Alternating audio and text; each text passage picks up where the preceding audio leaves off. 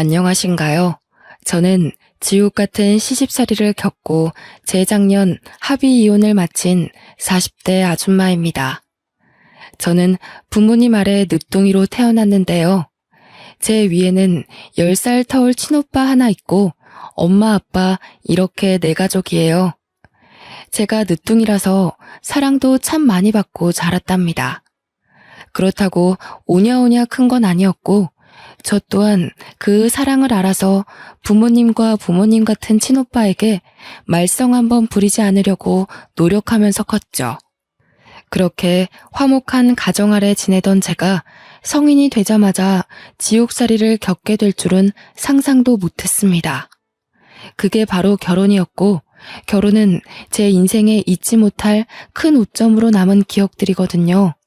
제가 어떤 시집살이를 겪고 이혼까지 갈 수밖에 없었는지 얘기 한 번만 들어주시겠습니까? 부모님보다 저를 무척 사랑해주고 아껴주던 친오빠가 제가 중학교 때 외국 생활을 하러 떠났는데요. 저 그때 얼마나 울었는지 모릅니다. 친오빠가 저 때문에 미국행을 일주일 미뤘다가 떠났던 기억이 있네요.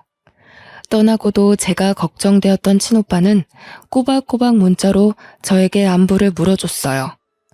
덕분에 친오빠에 대한 그리움을 조금 달랠 수 있었죠. 부모님도 제게는 정말 은혜로운 분들이세요. 부부싸움을 하더라도 자식들 앞에선 최대한 숨겼거든요. 개인적인 다툼 때문에 자식들 마음에 상처 주는 건 안 된다는 사상을 가지고 계셨어요. 저희 집은 형편이 어려운 편에 속했어요. 그럼에도 불구하고 화목했죠. 웃음 가득한 그 가정 아래 저는 성적도 좋았고 밝고 맑게 자랐습니다. 부모님 말로는 제가 다른 집 아이들처럼 사춘기가 와도 투정 한 번 안 부려서 걱정을 했다네요. 그 말을 듣고 내가 그랬나? 하면서 얼마나 웃었는지 몰라요. 저도 부모님도 친오빠도 이대로면 우리 가족에게 인생의 고비는 딱히 없을 거라 생각하며 살았습니다. 그런데 그런 단란한 가정을 큰일이 날 정도로 뒤집어 놓은 건 다름 아닌 저였는데요. 고등학교를 졸업하고 20살이 된 무렵 저는 형편을 생각해 대학을 포기했어요. 부모님이 보내주려고 했고 친오빠도 개인적으로 연락 와서 자기가 돈 벌고 있으니까 학교 가라고 했는데 저 하나 때문에 가정에 부담을 주고 싶지 않아서 저도 돈 버는 길을 택했었죠. 나중에 공부가 정말 하고 싶으면 그때 대학을 가겠다고 하면서요. 그렇게 시작한 사회생활이 대학가 술집에서 아르바이트를 하는 거였습니다. 저도 언젠가는 연애를 해서 결혼을 하게 되겠지 생각한 적은 있었는데 그게 갓 성인이 된 이 시기에 올 줄은 몰랐어요. 대학가 주변이다 보니 대학생들이 많이 왔는데 그중에 남편도 있었던 겁니다. 남편은 서빙하는 저를 보고 계산할 때 찾아와서 연락처를 물었는데요. 저보고 귀염상이라고 자기 스타일이라서 그러는데 술 한잔 하고 싶다길래 번호를 줬었죠. 저는 모난 곳 없이 사랑만 받고 컸던지라 추잡스런 접근이 무엇인지 전혀 모를 때였어요. 바로 이게 제 인생에서 가장 큰 실수였고 지옥으로 가는 직행 열차였던 겁니다. 저는 남편과 술을 마신 그날 이후 3개월 만에 임신을 했다는 사실을 알았고 무섭다는 이유만으로 그걸 한 달이나 숨긴 채 소가리를 했습니다. 임신 4개월이 되던 차 몸이 이상한 게 느껴져서 할 수 없이 부모님께 알렸죠. 그 사실을 듣고 저희 부모님이 한 일주일은 알아 누우셨어요. 한 번도 혼난 적 없던 제가 그때 처음 부모님께 혼이 났는데 얼마나 큰 잘못을 했는지도 그때 알았습니다. 너무 무섭고 죄송했죠. 그렇게 남편에게 알리고 시댁 귀에까지 들어가게 된 건데요. 시댁은 저를 싫어했는데 그래도 남편은 제 편이 되어주었어요. 물론 결혼 한두 달까지는요. 그때까진 제가 봐도 남편이 저한테 마음이 있는 상태였어요. 그래서 시댁도 하는 수 없이 이 결혼을 승낙했을 거고요. 저는 결국 20살 나이에 실수로 아이가 생겨 결혼을 하게 된 셈이 되어버렸습니다. 그게 얼마나 잘못된 과정인지 몰랐는데 살다 보니 알게 되더군요. 갑자기 굴러들어온 바위를 보듯 시댁에선 나를 보는 눈빛들이 곱지 않았어요. 그나마 다행인 건 남편한테 누나인 시누이가 하나 있었는데 외국 생활 중이라 결혼식 때도 만난 적이 없다는 거였죠. 시부모도 저를 못 잡아먹어서 안달인데 시누이까지 있었으면 정말 견디기 힘들었을 겁니다. 시댁 식구들은 번번이 친정을 무시했는데요. 친정 살림살이가 넉넉하지 못해서 더 떵떵거리며 저를 괴롭혔어요. 저는 친정에서 이 사실을 알면 속상할까봐 어디 티내지도 못하고 혼자 끙끙 앓기만 했죠. 종종 친정에서 연락이 오면 거짓말로 편하게 잘 지내고 있다고 다들 식구처럼 잘해준다고만 했어요.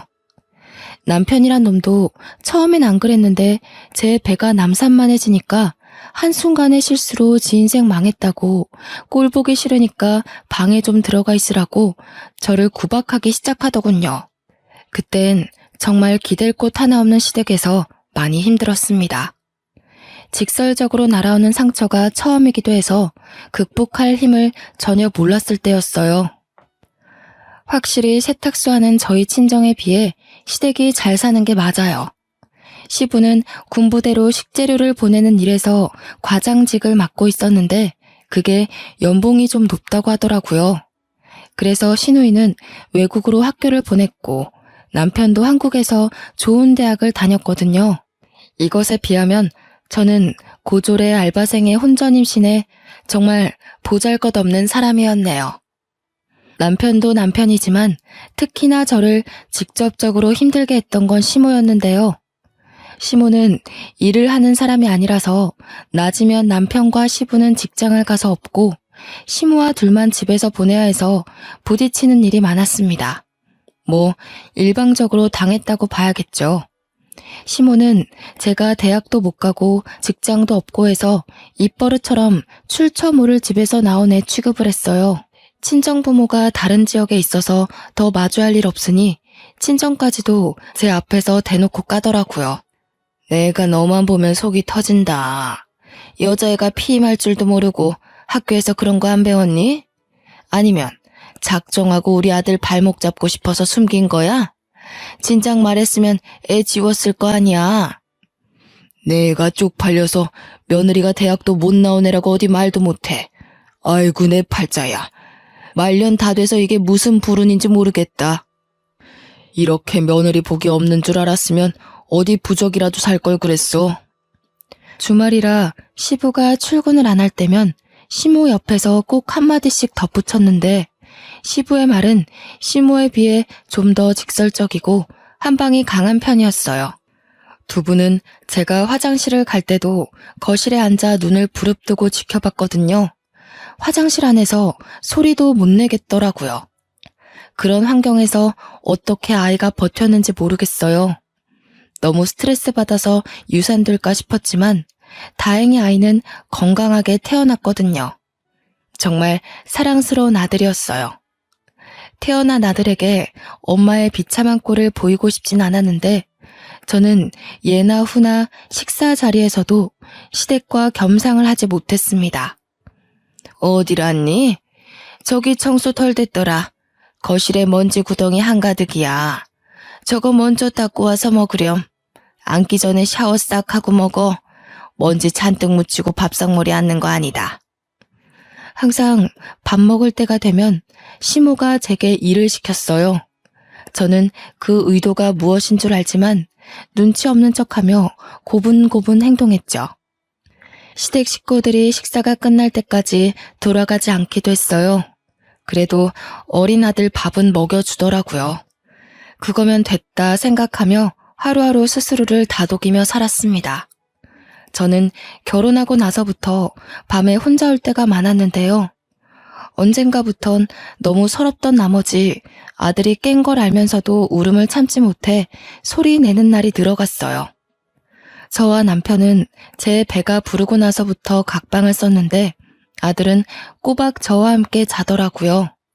남편은 지 자식인데도 아들을 불편해하는 티를 내서 아들도 아빠 옆에 잘 안 갔거든요.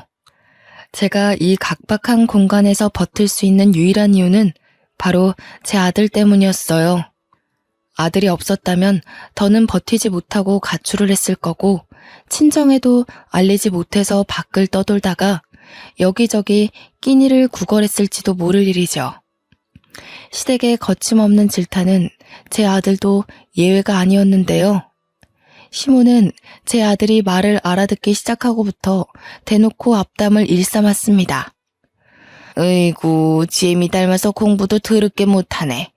손주라고는 하나 있는 녀석이 공부를 이렇게 안 하면 쓰나. 네 아빠나 네 고모는 다 머리 좋은 사람인데 하필 닮아도 애미의 못난 부부만 닮았다니. 내가 손주복까지 없는갑다. 아이고 머리야. 시모는 제 아들이 성적이 못 나와도 편식을 해도 어디 다쳐서 와도 전부 제 피가 섞여서라고 했습니다. 천박한 피가 섞이니 그 피를 받은 아들도 엄마 따라 둔치 같다고 하더군요. 저는 저를 욕하는 건 1000번 만번 참을 수 있지만 제 아이를 욕하는 건 엄마로서 참을 수가 없었어요. 아이가 한두 살 커갈수록 구박이 심해져서 몇 번은 아이를 계속 피신시켰지만 그것도 한두 번이지 계속은 무리가 있잖아요. 최대한 시부모님을 안 맞추치게 하고 싶은데 한 집이다 보니 그렇게도 못하고요. 그저 부디 아들이 몰라주길 바랬는데 어느 날 아들이 방에 단둘이 있을 때 정말 가슴 찢기는 말을 하더라고요. 내가 바보 같아서 엄마가 자꾸 할머니한테 혼나는 거야? 내가 잘하면 엄마 안 혼나도 돼? 나 때문에 엄마가 혼나는 것 같아서 미안해. 나 이제 바보 안 될게. 할머니한테 그만 혼나게 해줄게, 엄마. 고작 6살 되는 아들이 저한테 미안하다고 다 자기가 모자라서 그런 거라며 자기 탓을 하는데 그날 저는 크게 억장이 무너졌죠. 한참 못 모를 아이 입에서 어떻게 이런 말이 나올 수가 있단 말입니까? 그 순간 저는 여태 뭘 하고 있는 건가 싶으면서 아들 하나 지키지 못하고 도망치기만 했다는 생각에 회의감이 들었습니다. 며칠 후 여느 때처럼 시모가 아들의 실수를 가지고 나무랄 때가 있었는데 아무리 그래도 어떻게 아이한테 자꾸 그런 심한 말을 할 수가 있나 싶어 그날은 저도 시모에게 대꾸를 했습니다. 어머님, 제가 미우신 거면 저만 나무라세요. 이 어린아이가 뭘 그렇게 잘못했다고 그런 모욕을 주세요? 어머님 때문에 애가 벌써부터 눈치가 늘어서 더 실수하는 거잖아요. 뭐야? 몇 년 좀 살았다고 이 시애미가 웃음니? 이제 대드네. 처음 우리 집 왔을 때는 고개 쳐받고 들지도 못하던 년이 꼬레 엄마 노릇 좀 하고 싶은가 보지? 제발 애 앞에서 말 좀 가려주세요. 어른이면 어른답게 아이 앞에서 모범을 보여야 하는 거 아닌가요? 제 아들 잘못 크면 어머님께서 책임지실 거예요? 어머님 손자잖아요. 어머님 아들 핏줄이잖아요. 버르장머리 없는 것이 어디라고 목소리를 높여? 니까짓 게 감히 이 시애미한테 훈수질하는 거니? 기가 막혀서 그동안 한 소리 하지 못해서 어떻게 참았다니? 이렇게 시애미 잡아먹을 것처럼 노려보고 싶어서 얼마나 벼르고 있었냐고. 저 분명 경고했어요. 또 제 아들한테 나쁜 소리 하시면 저 계속 안 참을 겁니다. 어머님이고 아버님이고 저는 제 아들만 생각하고 행동할 거예요. 그러고 나서 애 앞에서 제 꼴이 더 우스워질까봐 또다시 황급히 피하는 걸 택했습니다. 닫힌 방문 밖으로 시모가 소리 지르며 당장 나오라고 겁주긴 했다만 아들 챙기면서 애써 무시했죠. 솔직히 무서웠거든요. 이렇게 누군가와 싸워본 게 처음이라서요. 손을 덜덜 떨면서 아들 옷을 갈아입히는데 아들이 그 고사리 같은 손으로 제 얼굴을 문질러 주더라고요. 몰랐는데 제가 울고 있었나 보더라고요. 아들이 엄마 울지 말라고 안아주기까지 하는데 저는 그저 엄마가 이 모양이라 아들에게 미안할 뿐이었습니다. 그래도 그때가 처음으로 시모한테 대들어본 순간이었는데요. 두세 마디 대들어서 그런가 그동안 꽉 들어찼던 응어리가 좀 뚫리는 느낌이더라고요. 약간은 숨통이 트이는 듯 했죠. 제 아들은 참 고맙게도 살얼음판 같은 환경에서 잘 커주었어요. 아들이 중학생이 되었을 무렵 사진으로만 봤지 아직 한 번도 만난 적 없는 시누이한테서 연락이 왔는데요. 미국에서 선물을 보내왔더라고요. 주말 아침부터 시부모님과 남편이 신이 나서 선물을 막 구경하대요. 듣자 하니 시누이가 새로 사귄 남친이 있는데 결혼을 앞둘 정도로 오래 만났고 깊어졌다고 해요. 그 남친이 시댁 식구들에게 주는 선물이라고 그러더군요. 감히 바랬던 건 아니었지만 시부, 시모 남편의 선물은 있는데 저와 아들의 것은 없었어요. 당연한 건데도 시누이와 시누이의 예비 신랑이 미웠습니다. 그깟 선물 필요 없지만 이런 식으로 어린 아이한테 상실감을 줄 필요는 없잖아요. 하필 그날이 아들 생일이었는데 중학생이 된 아들에게 엄마가 돼서 새 가방 하나 사주지 못해 마음에 걸렸던 참이었거든요. 생일날 선물 하나 사주려고 요번에 남편이 주는 생활비를 조금씩 아껴서 돈을 빼놓긴 했다만 시댁 식구들의 저 꼴을 보고 반충동적으로 오후에 집을 나섰어요. 나가서 남자 아이들한테 인기 있는 새 가방 하나를 구입했죠. 이거 하나 사는데도 시모가 저보고 갈 데도 없는 년이 어딜 돌아다니냐며 쏘아붙이던 걸 무시하고 나와서 산 거예요. 아들, 생일 축하해. 엄마가 케이크도 해주고 싶은데 빵집에 케이크가 다 팔렸다네. 촛불 못 불어서 미안해. 초등학교 때 매던 가방 들고 다니느라 불편했지? 엄마가 진작 사줬어야 하는 건데 너무 늦었다. 마음에 들어? 매번 제 눈물을 닦아주기만 했지 한 번도 눈물을 보인 적 없던 아들이 그날 제가 주는 선물을 받고 울더라고요. 어느새 저보다 커져버린 아이가 일어나서 저를 안아주는데 사춘기라 말수가 줄었던 아들이 제게 이런 말을 했습니다. 미안해 엄마. 내가 너무 어려서 아무것도 해줄 수가 없어서 미안해. 너무 고마워. 내가 빨리 커서 얼른 어른이 돼서 엄마를 이 지옥 구덩이에서 꺼내줄게. 엄마가 내 엄마라서 난 이미 행복하니까 나한테 미안해하지 마. 이때 들은 아들의 말을 저는 아직도 생생하게 기억하고 있어요. 아들이 이런 생각을 하고 있는 줄 몰랐거든요. 비로한 제 삶 때문에 한참 뛰어놀아야 할 나이에 너무 무거운 책임을 느끼게 해버리는 것 같아서 저는 더없이 속이 아팠습니다. 저와 아들은 그렇게 한참을 부둥켜 안고 서로를 위로했어요. 정말 오랜만에 느껴보는 따뜻한 마음이었죠. 아들은 그 후로 눈에 띄게 성적이 올랐습니다. 학원도 안 보내주는데 알아서 잘해주는 아들이 기특하더군요. 제가 시댁에서 노예처럼 부러져도 아들이 낡아빠진 환경에서 공부하는 것보단 그래도 이 집에서 몸 편하게 공부하는 게 좋잖아요. 이것 덕분에 버틸 수 있는 의지가 또 생겼나 봅니다. 제 나이 30대 후반을 향해 갈 무렵이었어요. 여전히 살얼음판 같던 집안이 한 번 더 난장판이 된 적이 있었는데요. 한날 남편이 진심으로 결혼하고 싶은 여자가 생겼다며 어여쁜 아가씨 하나를 집에 초대한 겁니다. 저와 아들이 집에 있는 거 알면서도 데려왔더라고요. 그런데 아가씨한테 저희를 뭐라고 소개했는지 아가씨는 전혀 개의치 않은 표정으로 집안 식구들에게 인사를 하더군요. 저는 이 이후 남편이 하는 말에서 저 아가씨가 뭣도 모르고 남편을 만나고 있구나 생각했죠. 아줌마, 저녁은 두부 전골로 해주세요. 제 여자친구가 두부 좋아하거든요. 은지야, 못 먹는 거 있어? 그럼 이 아줌마한테 말씀드리면 돼. 주문하면 알아서 해드릴 거야. 어머, 정말? 오빠는 집에 가정부도 있구나. 그런데 왜 가정부를 써? 집이 더 비좁지 않아? 그렇게 큰 집은 아닌 것 같은데. 아, 엄마가 허리가 아파서 요리가 안 되고 청소도 못 하시거든. 집안일 할 사람이 없어서 불렀지. 우리 집안이 가정부 하나 못 쓸 형편은 아니니까. 남편이 저를 창피해서 주변 사람들에게 소개 안 했다는 건 알고 있었지만 아예 총각인 것처럼 행세하고 다닌 줄은 몰랐습니다. 저를 앞에 두고 대놓고 와이프로 안 보는데 그걸 시부 시모는 별일 아닌 듯 지켜만 보더군요. 알고 보니 여자가 남편이 다니는 전자기업에 같이 근무하는 대리 직원이라고 하대요.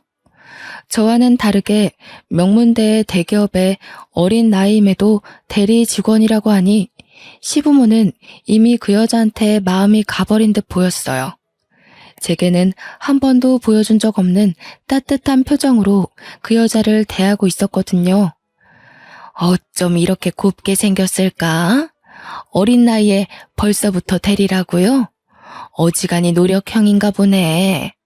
부모님이 두 분 다 교사라고 들었는데 그런 말 다 했지.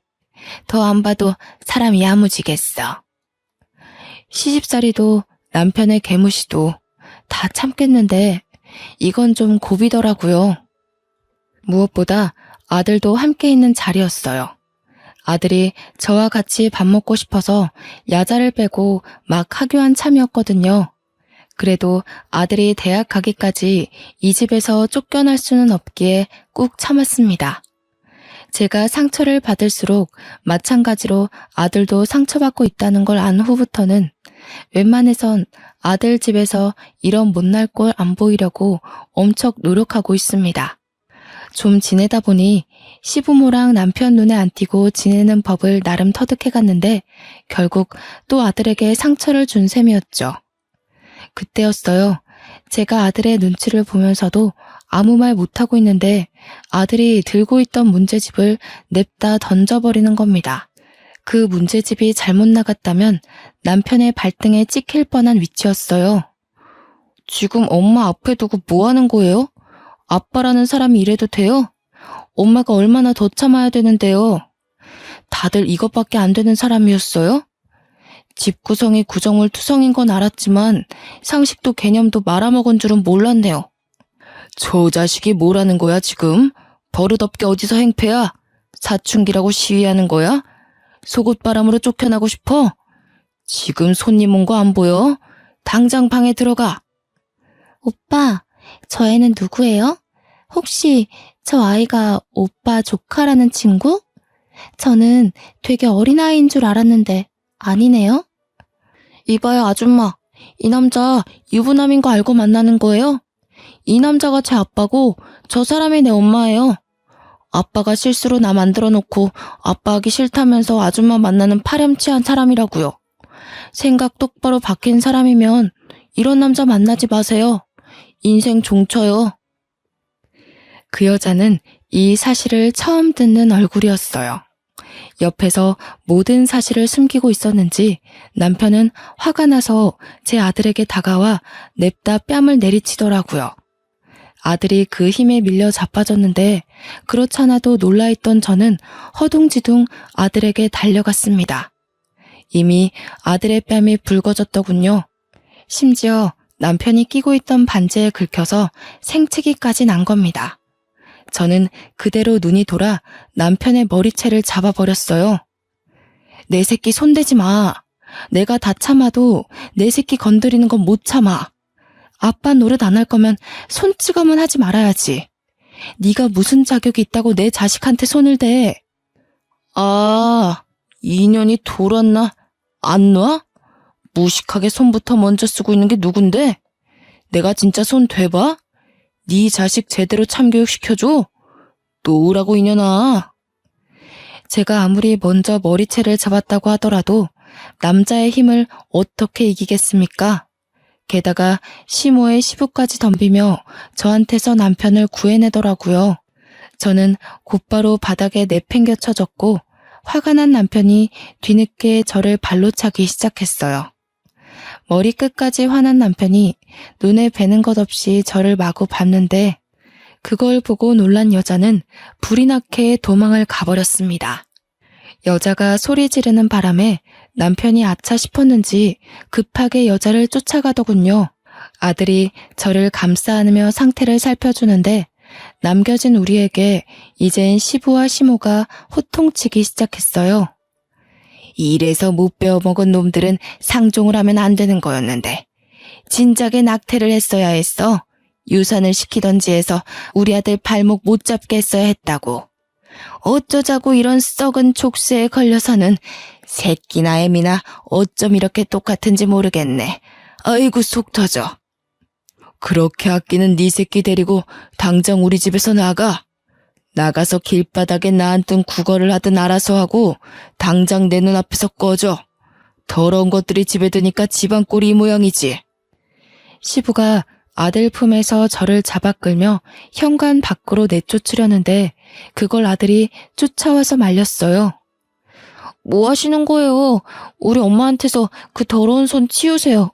할아버지가 무슨 자격으로 우리 엄마를 만져요? 그래요. 이딴 집 냄새나서 살기 싫으니까 나갈래요. 비키라고요. 아들의 힘에 밀려난 시부는 다 늙은 몸이라 힘 한 번 못 써보고 바닥을 굴렀습니다. 시모가 놀라서 시부를 부축했는데요. 동네방네 들릴 정도로 어린 놈의 새끼가 지 할애비 죽인다고 막 악을 쓰더군요. 저는 아들의 부축을 받고 그대로 시댁을 나오게 되었어요. 저와 아들의 꼬라지를 보면 가출보다는 쫓겨난 게 더 어울리는 사정이었죠. 저 혼자 쫓겨난 거라면 어디 골목 구석에 가서 하룻밤 보내면 되겠다만 아들이 있는 상황에서 그럴 수는 없었어요. 아들마저 저처럼 비루한 삶을 살게 할 수는 없잖아요. 그래서 어쩔 수 없이 친정에 연락하게 되었는데 10여 년 만에 제 사정을 처음 고백하는 순간이었죠. 집을 나왔다는 제 사정을 듣고 놀란 친정은 새벽임에도 그 먼 거리를 달려서 저와 아들을 데리러 왔습니다. 왜 여태 말 안 했어? 어떻게 사람이 사람한테 이런 짓을 할 수가 있냔 말이야. 당장 앞장서거라. 내가 오늘 가서 사돈 같지도 않은 그 시궁창 집안 다 때려 부실 테니까. 아휴, 이 어린 것을 때릴 데가 어디 있다고. 우리 새끼 얼굴 흉진 것 좀 봐. 아니, 아빠라는 사람이 어떻게 지 아이 뺨을 쳐? 하렘이 하렘이 되는 사람은 또 이걸 지켜만 봐? 무슨 그런 집안이 다 있다니. 우리 손자 얼마나 놀랐겠어. 친정 부모는 저와 아들의 몰골을 보고 많이 화가 나서 시댁을 알려주지 않으면 경찰을 통해서라도 찾아낼 심산이었어요. 친정 부모님의 재촉에도 제가 머뭇거리고만 있자 아들이 대신 나서서 시댁 주소를 알려주는 겁니다. 일이 커지는 게 걱정되어 말해주길 망설였던 건데 불안한 눈으로 아들을 바라봤더니 아들이 그냥 손을 꼭 잡아주더군요. 그런데 하필 가는 길에 친오빠한테 전화가 오더라고요. 시차가 달라도 친오빠는 한국이 새벽인 줄 알아서 전화를 안 하는데요. 급한 일인가 싶어서 엄마가 전화를 받았어요. 어머, 한국 왔다고? 이렇게 갑자기? 그래, 결혼할 여자가 있다고 했지? 근데 아들, 우리가 지금 집에 없어. 급하게 순이 시댁에 가는 중이다. 글쎄, 그 집에서 내 딸 몰골을 거짓골로 만들어놨잖니. 내 귀한 손자 뺨까지 때리면서 꺼지라고 했다더라. 뭐라고요? 그게 무슨 말이에요? 순이 다쳤어요? 저번 달까지만 해도 그런 말 없었는데. 지금 순이랑 같이 있는 거예요? 시간이 몇 시인데 이 시간에 사람을 밖에 내보낸다니요. 순이 이 미련한 것이 시댁에서 종살이 하면서도 말을 안 했더라고. 혼자 끙끙 앓기만 하고 10년 넘게 굴려지며 살았다는 거야. 너 순이 성격 알잖아. 어디 말썽 한번 부린 적 없는 애라는 거. 자기네들이 뭔데 내 딸한테 함부로 욕하고 손찌검을 한다니? 순이 이 녀석을 정말... 그래서 어디에요? 지금 갈게요. 그 집 주소 좀 보내주세요. 저도 들은 이상 가만 못 있어요. 거기 가서 뵐게요, 엄마. 친오빠가 10여 년 만에 한국을 돌아왔는데 결혼 준비를 하기 위해서라고 했어요. 결혼할 여자도 한국 여자라고 했고요. 기쁜 소식으로 돌아온 오빠에게 여동생이란 작자가 이런 못난 꼴로 맞이해서 그것도 미안했습니다. 친오빠가 절 얼마나 걱정하고 있을지, 저 때문에 얼마나 화가 났을지 저는 알거든요. 어릴 때 친오빠는 제가 친구한테 빌려준 볼펜을 못 받고 있을 때 직접 나서서 그 친구를 참교육시키는 사람이었어요. 늘 저를 과하게 아껴주고 든든한 뒷배가 되어준 사람이라는 말이죠. 제 2의 아빠와도 같은 사람인데 제가 시댁에서 처맞고 살았던 소리를 듣고 얼마나 눈이 돌았을지가 보였어요. 이때는 오히려 시댁이 걱정되었네요. 상대적으로 가까웠던 우리가 먼저 시댁에 도착했고 엄마가 나서서 무작위로 초인종을 눌렀습니다. 한참 반응 없던 대문이 열리고 남편이 짜증 가득한 얼굴로 나오는데 아빠가 그대로 머리채를 잡고서 집 안으로 밀고 들어갔습니다. 진짜 누구야? 뭡니까? 장인어른께서 여길 왜... 우선 이거 놓으시고 말씀하세요. 갑자기 찾아와서 왜 이러세요? 잠깐만요, 장인어른. 그래, 이 자식아. 내가 네 장인어른이다. 감히 내 딸을 쥐잡듯 잡으면서 부려먹었겠다. 내 딸이 당한 상처만큼 너도 오늘 처맞을 줄 알아. 나 오늘 네 뼈 하나 부러뜨리기 전까지 집에 안 간다. 거실에서 대판 소란이 나니 방 안에 있던 시부모도 자다 일어나 놀라서 튀어나오더군요. 어머머, 사돈어른 아니세요? 연락도 없이 왜 오셨어요? 근데 지금 뭐 하시는 겁니까? 남의 귀한 자식을 왜 그렇게 쥐어뜯어요? 다짜고짜 야밤에 찾아와서 놓으세요 좀. 네 자식 귀한 건 알고 내 자식 귀한 건 왜 몰랐다니? 이 옆에 내야. 너 우리 딸 어떻게 손댔어? 이렇게 손댔니? 이렇게 잡고 흔들었어? 10년 넘게 이런 식으로 우리 딸 가슴에 대못 박은 거야? 엄마가 자기 아들 살리려는 시모의 머리끄댕이를 사정없이 잡아당겼는데요. 평소 탈모가 있던 시모의 머리카락이 후두둑 빠지는 거 아니겠어요? 어머머, 내 머리카락. 이봐요, 안사돈. 도대체 이게 무슨 행패란 말입니까? 내 머리카락 어떡해? 내가 여기 돈을 얼마나 들이고 있었는데. 시모가 소리 지르며 절망하는데 엄마는 아랑곳 않고 또 시모의 머리끄댕이를 잡으려 했어요. 그러자 시부가 다급히 말리더라고요. 엄마도 여자인데 시부는 완전 제압하는 식으로 엄마를 떼어냈습니다. 안사돈, 그만 못해요? 경찰에 신고하기 전에 당장 나가요. 이 야밤에 이게 무슨 짓입니까? 식구끼리도 주거 침입죄 성립되는 거 몰라요? 이런 식이면 저희도 더 이상 사돈 대우 못 해드려요. 엄마가 시부한테 힘을 못 쓰고 있자 우리 아들이 나서서 엄마한테 힘쓰는 시부를 떼어냈어요. 시부는 그런 손자에게 네가 벌인 짓이냐고 고래고래 호통치더군요. 그때 도어락 비밀번호를 치고 누가 들어왔는데요. 응? 이 집에 더 들어올 사람이 없는데 싶었는데 친오빠랑 웬 여자가 같이 등장하는 겁니다. 정말 오랜만에 보는 친오빠였지만 마냥 반길 수 없는 상황이었어요. 그런데 친오빠가 어떻게 시댁집 도어락을 열고 들어올 수가 있지? 생각하던 와중이었죠.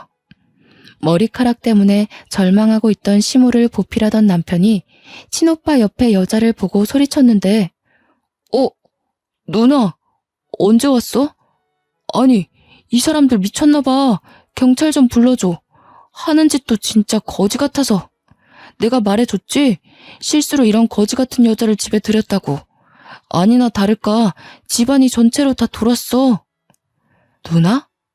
남편이 소리치는 바람에 친정도 시댁도 전부 친오빠를 돌아봤고 친오빠 옆에 있는 여자는 다름 아닌 신우이였습니다. 그러니까 우리 친오빠가 미국에서 만나 결혼까지 마음먹은 여자가 바로 신우이라는 거죠.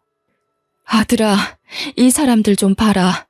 이 사람들이 내 딸이랑 손주를 이렇게 만들어놨다. 어떻게 이럴 수가 있다니?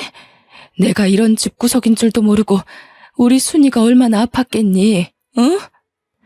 엄마가 친오빠한테 달려가면서 우리들의 다툼은 잠시 종결났고 모두가 상황 파악에 들어갔습니다.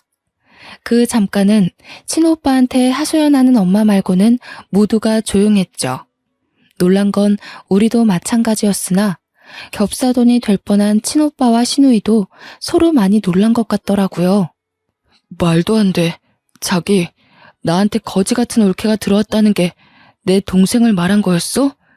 미국에서 내내 자기 남동생이 올케 때문에 인생 망했다고 하소연한다 그랬잖아. 어디 미국에 버려놓고 올 데 없냐고 물었었잖아. 아니야. 내가 자기 동생한테 왜 거지 같다고 해. 그러니까 지금 내 올케가 당신 여동생이라는 거야? 그 10살 타올이라던 귀여운 여동생? 어떻게 이런 일이 있을 수가 있어? 자기 분명 그랬어.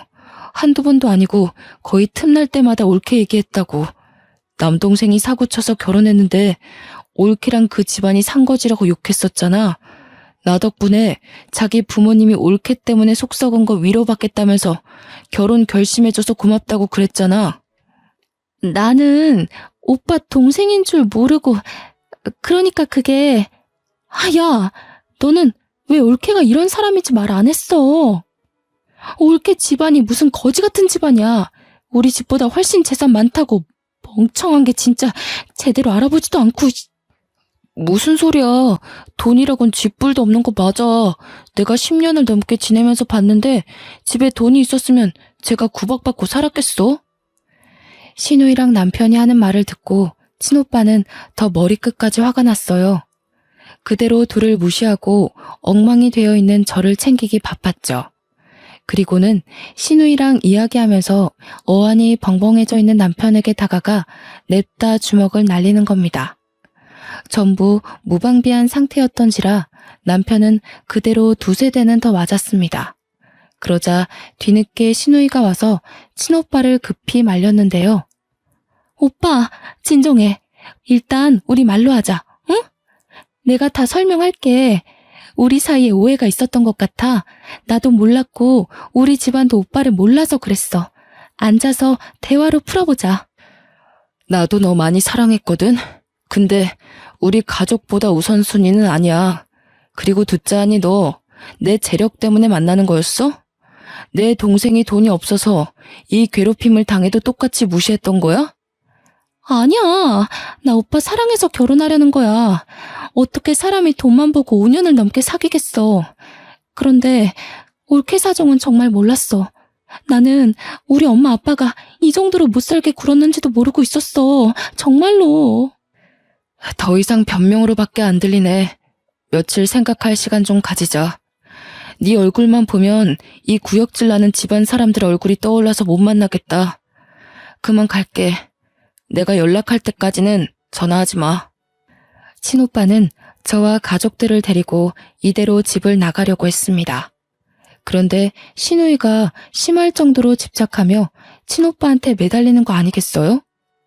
처음에는 오래 만난 사이라서 남이 될까봐 겁에 질려 그러는 줄 알았어요.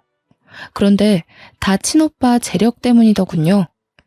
저는 시댁살이 하느라 몰랐는데 알고 보니 우리 오빠가 미국의 보험계리사 자격증이 있는데 그 자격증이 국내 10명 내외로만 가지고 있을 만큼 대단한 거라고 하더라고요. 친오빠가 다니는 미국 회사에선 한국 보험사가 딱 2명 있는데요. 그 회사가 좀 잘 나간답니다. 미국 현지인들도 들어가기 쉽지 않다네요. 친오빠는 거기서 연봉으로 세후 10억을 받고 있었대요. 심지어 반 이상을 친정에다가 보내주고 있었는데 친정 부모님은 아들 돈이라서 함부로 못 쓰고 있었다는 겁니다. 친오빠가 그 회사에 들어간 직후부터 친정으로 용돈을 보냈다고 하니 그럼 적어도 10년 가까이는 됐다는 건데 얼추 계산을 해도 80억 현금이 친정 부모님 통장에 꽂혀 있는 거였어요. 저희 친정이 40년째 세탁소를 하고 있거든요. 벌이가 대단히 많지는 않다만 그래도 그 벌이로 저와 친오빠를 키울 만큼은 된 형편이었어요. 시댁에서 하도 무시를 해서 그렇지 동네 세탁소 치고 나쁘지 않은 벌이었습니다. 또 친정 부모님이 워낙 알뜰해서 돈을 허투루 쓰지 않는데 매달 적금까지 했으니 대략 90억이 그냥 뜬 돈으로 있는 셈이었죠. 당연히 부동산 재산은 빼고 말씀드린 겁니다. 친오빠가 친정으로 돈을 보내주고 있는지 몰라서 저 또한 저희 집 재산을 모르고 있는 실정이었거든요. 저도 시댁과 마찬가지로 좀 놀랐답니다. 신우이는 매정하게 돌아서는 친오빠를 더 붙잡으며 시댁 사람들한테 고래고래 소리치기 시작했어요. 빨리 와서 무릎 꿇고 빌어 다들. 엄마 아빠 지금 어떤 사위를 놓치게 생겼는지 알아? 이 사람이 얼마나 대단한 남자인지 아냐고. 우리 집 수준에 이런 남자 만날 수 있을 거라고 생각해? 내 수준에 이런 사위 다시는 있을 것 같냐고. 부모가 돼서 왜 딸 앞길을 막아? 왜 내 인생 망가뜨려? 당장 잘못했다고 빌라고. 신우이가 굉장히 한성가라는지 시댁들이 다들 아무 말도 안 하고 벙쪄 있더라고요. 그때 친오빠한테 얻어맞은 남편이 먼저 상황을 파악하고 급히 제게 다가와 손을 붙잡았습니다. 남편 손, 결혼식 때 잡아보고 처음 잡아보는 거였어요. 당신한테 오빠가 있었어? 왜 말 안 했을까? 나는 그런 줄도 모르고. 미안해 여보. 진작 말했으면 내가 여보한테 더 잘했지. 그동안 내가 심했지? 진심으로 사과할게. 못 배운 사람이라고 천박하다 욕할 때는 언제고 이제 와서 이러는 건 너무 속보이지 않아? 내 아들한테 손대고 바람 피고 나 사람 취급 안 할 때가 불과 어제야. 당신이 어제까지만 해도 날 개 취급했다고. 바람을 폈어? 이 썩을 놈이 심지어 바람까지 폈다고? 야, 그 여자 어딨어? 그 여자도 당장 데려와. 소송 때려서 빨간 줄 그어줄 테니까 당장 연락해. 아닙니다, 장인어른. 정말 죄송합니다. 전 몰랐어요. 장인어른 장모님께서 이런 대단한 자녀를 두신 줄도 모르고 잘못했습니다. 이렇게 빌게요. 한 번만 용서해 주시면 안 될까요? 이제부터 지극정성으로 따님 모실게요. 구질구질하게 이러지 마. 집안 재력이 어떤지 알면 잘하고 모르면 막대해도 되는 거니? 그래, 네 말대로 합의 이혼하자. 네가 그렇게 주구장창 노래 불렀던 합의 이혼 해줄게. 그리고 오빠, 절대 이 집이랑 엮이지 마. 돈에 미친 사람들이야. 친오빠가 저를 정말 많이 아낀다고 했잖아요. 그래서 친오빠는 늘상 부모님보다 제 말에 더 끔뻑 넘어가는 사람이었어요. 그래, 네가 아니라고 하면 아닌 거야. 순이 너 말대로 할 테니까 너도 더는 걱정 마. 이 사람들이랑 다시는 엮이지 않게 해줄게. 오빠 이제 한국에서 일할 거거든. 스카웃 받은 거라 연봉 협상에서 미국 회사에서 받던 것보다 높아. 너랑 우리 조카 내가 책임지고 더는 힘들지 않게 해줄게. 신우이와 관계를 잠시 보류하며 생각해본다던 친오빠는 곧바로 이 자리에서 신우이와의 관계를 끝내버렸어요. 한순간에 의견을 탈바꿈하며 종결을 선언해버리니 신우이 눈이 헷가닥 돌아버리는 겁니다. 더 안 달라서 친오빠를 잡고 늘어지는 걸 이제 저를 잡고 애걸하기 시작하더라고요. 내가 이렇게 빌게 올케. 나 올케 오빠 없이 못 살아. 올케랑 나랑 얼굴 한 번 안 본 사이잖아. 초면이나 다름없는데 어떻게 이리 매정할 수가 있어. 우리 엄마 아빠랑 동생이 괴롭힌 거지. 나는 올케한테 잘못한 거 없잖아. 똑같이 천박한 핏줄이잖아요. 아가씨나 저 인간이나 시부모님 핏줄 받은 건 똑같은데 뭐 얼마나 다를까요? 그리고 그 피를 물려받은 제 아들이 당신들 때문에 엇나갈까 걱정 많이 했거든요.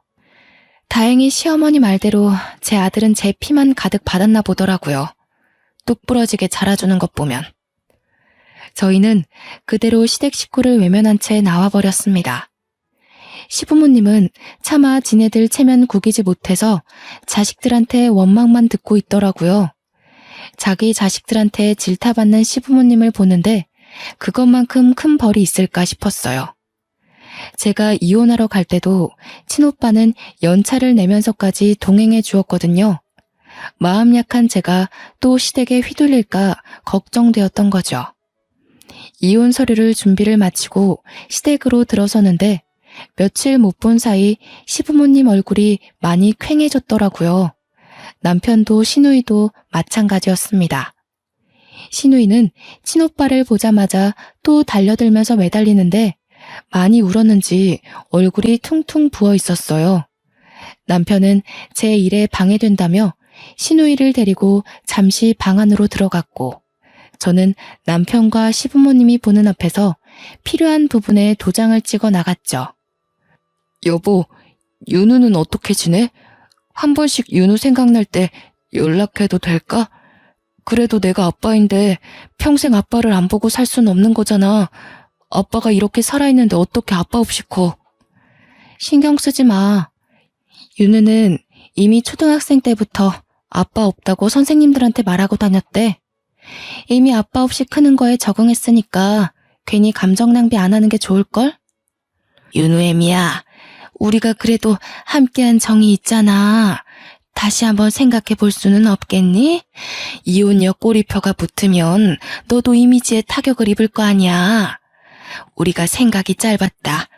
남의 집 귀한 자식한테 너무 모질게 대했어. 반성 많이 하고 있으니 어떻게 한번 생각해봐 줄 수는 없는 거냐? 내가 어디 가서 사정하는 사람이 아니란 거 애미 너도 잘 알 거 아니니. 그런데도 지금 내가 이렇게 사정을 해. 시애비 체면 봐서라도 이혼은 참고 넘기면 안 될까? 착각하시는 게 있는 것 같아서 말씀드릴게요.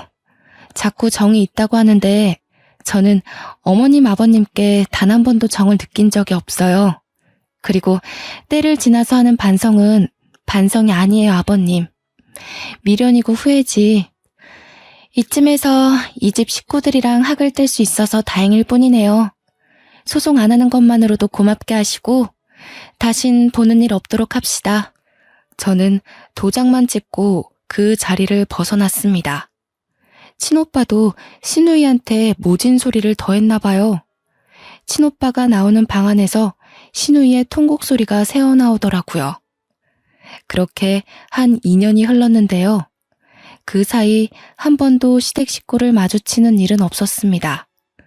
아, 시누이는 아직도 친오빠한테 연락하며 시들어 가는 중이라고 들었어요. 친오빠가 번호를 바꿨는데도 기어코 그걸 알아내 연락을 한다더라고요. 그리고 우리 자랑스러운 아들이 20살이 되었는데요. 아들은 어른이 되자마자 쇼핑몰 창업을 했어요. 그런데 그게 남성 대표 쇼핑몰로 빠르게 자리매김했다는 거 아니겠어요? 돈을 헤프게 쓰는 아이는 아니지만 친오빠한테서 받은 용돈으로 늘 옷을 살 때부터 알아봤어야 했는데 이렇게 대단한 일을 이뤄낼 줄 몰랐어요. 막 시작했는데 벌써부터 일반 회사원보다 더 높은 연봉을 받고 있네요. 한 번은 어른이 되자마자 사회생활로 뛰어든 아들이 걱정이더군요. 저도 대학 안 가고 바로 일했잖아요. 그래서 혹시나 아들이 사회에서 저 같은 취급을 받을까봐 아들에게 왜 대학 안 가냐고 조심스레 물어봤어요. 대학 안 간 엄마는 이렇게 삶이 피고 대학 간 아빠는 쫄딱 망하지 않았어? 나보고 쫄딱 망한 길잡이를 따라가라고? 나는 죽을 때까지 엄마만 보고 갈 거야. 엄마의 발자취를 따라가면 성공할 거란 확신이 있거든. 그리고 멋진 삼촌도 봐봐. 중간에 대학 자퇴했다고 들었는데. 참 예쁘고 똑 부러지는 아들이지 않나요? 이 때문에 별로 대학 갈 생각이 없다는 아들에게 저는 더 말하지 않았습니다. 스스로 잘해준 아들이 앞으로도 어련히 알아서 잘할까요? 중학생 때 저를 안아주고 울면서 엄마를 꼭 지옥 구렁텅이에서 빼내주겠다고 다짐했던 아들은 옛날에 친오빠가 저를 극진히 아꼈던 것처럼 똑같이 저를 모시고 있어요.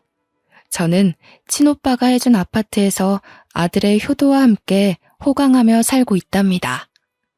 말년까지 그런 시댁에서 불행하게 살다가 가는 건 아닌가 참 속상했거든요.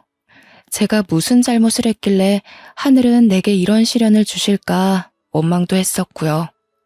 그런데 지금은 하루하루가 훨훨 날아갈 것만 같네요.